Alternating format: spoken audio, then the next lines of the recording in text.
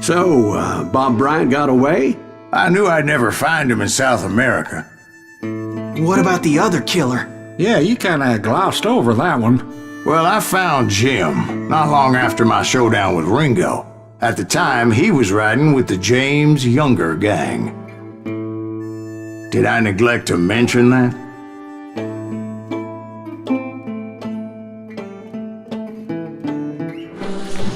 Jesse James? The greatest outlaw who ever lived? Jesse and his kin rode with Quantrill when he raided Lawrence, Kansas, and killed near 200 people, boy. Nothing great about that. And from there, him and his brother went on to rob banks and trains from Kansas to Missouri. Which is why there was such a rich bounty on their heads. 40 grand for both of them, dead or alive. That's one hell of a payday.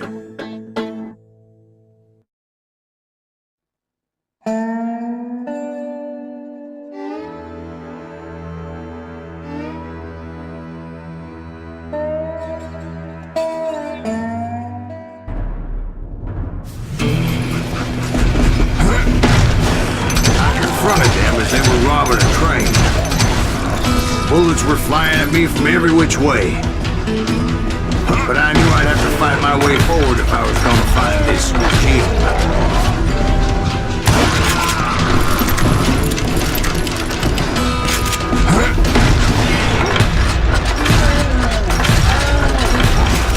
Now wait a second. Now, how'd they stop this train in the first place? Well, the James boys were experts at this.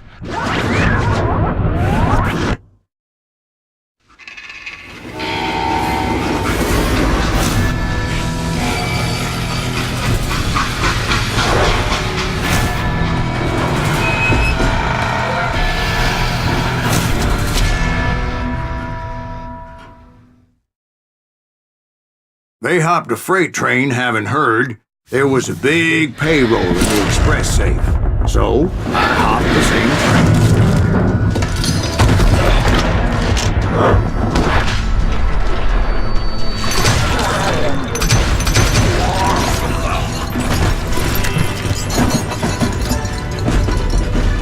The James Younger gang was decimated after that little fiasco they had in Northfield, Minnesota. So Jesse needed more men and took on the killer I was after, along with a host of others. I was hoping to find my man and put a bullet in his head. Climbing around that train, I must have swallowed 100 damn bugs before I reached James that... Younger gang pulled the first train robbery west of the Mississippi.